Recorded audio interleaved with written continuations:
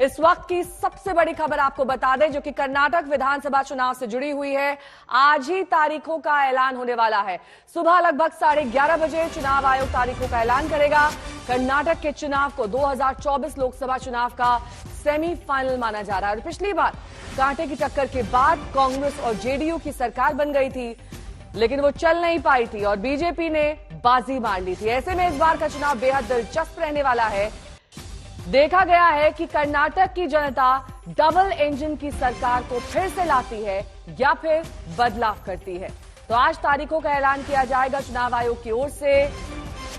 दक्षिण भारत में कर्नाटक के चुनाव की तारीखों का ऐलान सुबह लगभग 11:30 बजे चुनाव आयोग यानी कि इलेक्शन कमीशन द्वारा किया जाएगा। और ताजा स्थिति आपको विधानसभा की दिखा दें।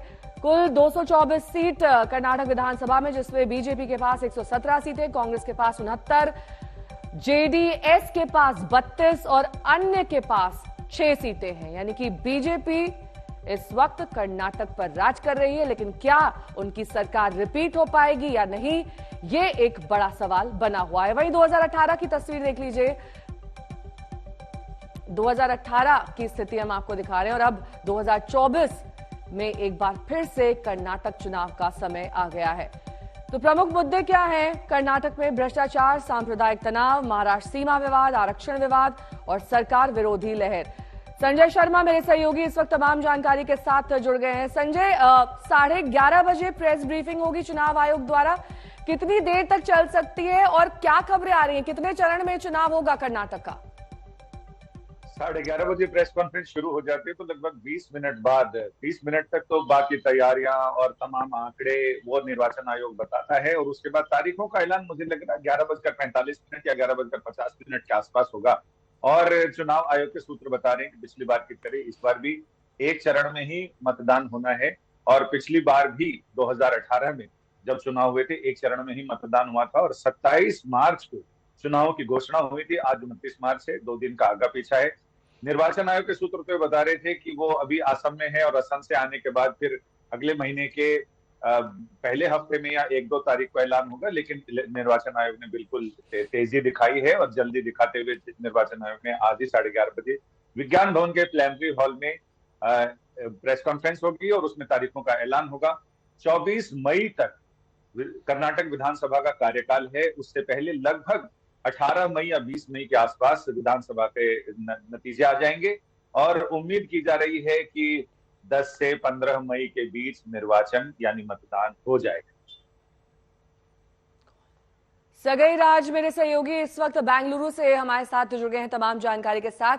सगई, जिस तरीके से डबल इंजन की सरकार इस वक्त कर्नाटक में, एक बार फिर से इसके रिपीट होने के आसार हैं? क्या है माहौल, क्या है मूड वहां का इस वक्त कर्नाटक में? सगई, आपको मेरी आवाज आ रही है? सगई राज,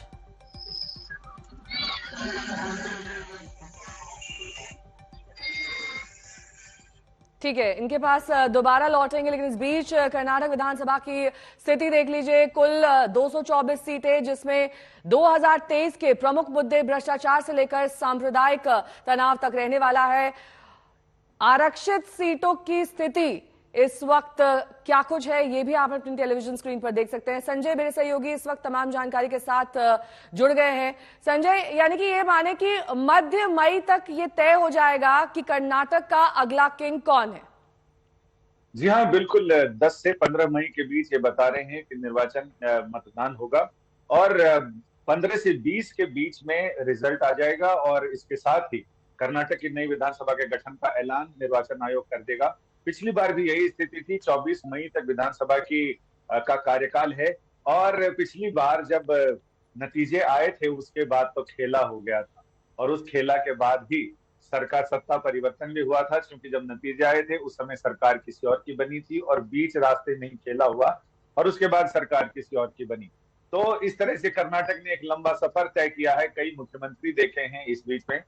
तो जाहिर है कि अब आने वाला समय बहुत चौंकाऊ होगा और चौंकाने वाला होगा, क्योंकि न केवल 2024 के लोकसभा के आम चुनाव से पहले दक्षिण भारत में लिटमस टेस्ट माना जा रहा, उत्तर भारत में तो अभी राजस्थान, मध्य प्रदेश, छत्तीसगढ़, ये सारे कई स्टेट हैं। इस बीच में हो सकता है कि जम्मू कश्मीर में भी चूंकि अब परिसीमन हो गया है तो वहां भी चुनाव का विधानसभा चुनाव का ऐलान किया जा सकता है। तो ऐसे में अप्रैल मई या जून में स्थिति बन सकती है वैसी। लेकिन फिलहाल अगर हम बात करें तो दक्षिण भारत का लिटमस टेस्ट तो जरूर है, जिसमें सरकार की साख दांव पर जरूर लगी है, क्योंकि जो मुद्दे आपने बताए हैं वो मुद्दे तो हैं ही, इसके साथ ही एंटी इनकम्बेंसी को लेकर भी और जो आंतरिक सर्वे बीजेपी ने कराया है, आंतरिक सर्वे को लेकर भी नेताओं की यानी सत्तारूढ़ दल के नेताओं की नींद तो उड़ी हुई है। ठीक है, बहुत बहुत शुक्रिया इस तमाम जानकारी के लिए आपका। संजय शर्मा हमारे सहयोगी इस वक्त जानकारी दे रहे थे कर्नाटक चुनाव को लेकर, और इस बीच प्रतिक्रियाएं आना शुरू हो गई हैं तारीखों के ऐलान को लेकर। यहाँ पर पूर्ण बहुमत की भाजपा सरकार कर्नाटक में बनाएंगे। जोर से बोलिए, बनाएंगे। तो मेरे साथ दोनों हाथ उठाइए, उठाइए दोनों हाथ और विजय के संकल्प की मुट्ठी भींचे और प्रचंड आवाज से बोलिए, भारत माता की। कांग्रेस ने जहां जहां सरकारें बनाई वहां घपले, घोटाले, भ्रष्टाचार का काम करा है। ये कांग्रेस पार्टी कर्नाटक को अपना एटीएम समझती है। एटीएम कार्ड डालो, पैसा निकालो और दिल्ली भेजो। कर्नाटक का भला अगर कोई कर सकता है तो केवल और केवल भारतीय जनता पार्टी कर सकती है। हिंदुस्तान में सारे के सारे बिजनेस, सारी की सारी इंडस्ट्रीज उनके हवाले की जा रही हैं, उनको दी जा रही हैं। चाहे वो एयरपोर्ट हो, पोर्ट्स हो, सड़कें हो, सारी की सारी चीजें अदानी जी को दी जा रही हैं। और यही यहां हो रहा है। चुने हुए लोगों को, जो बीजेपी की सरकार के मित्र हैं, जिनका रिश्ता है, पूरा का पूरा फायदा उनको दिया जाता है। We see that the people are very enthusiastic to vote and support Bharatiya Janata Party. It is an election between the Congress Party's corruption and commission and Bharatiya Janata Party's development of the people of Karnataka. We find that there is pro-incumbency. People want to support Bharatiya Janata Party, and that is why I said that they are enthusiastic about it.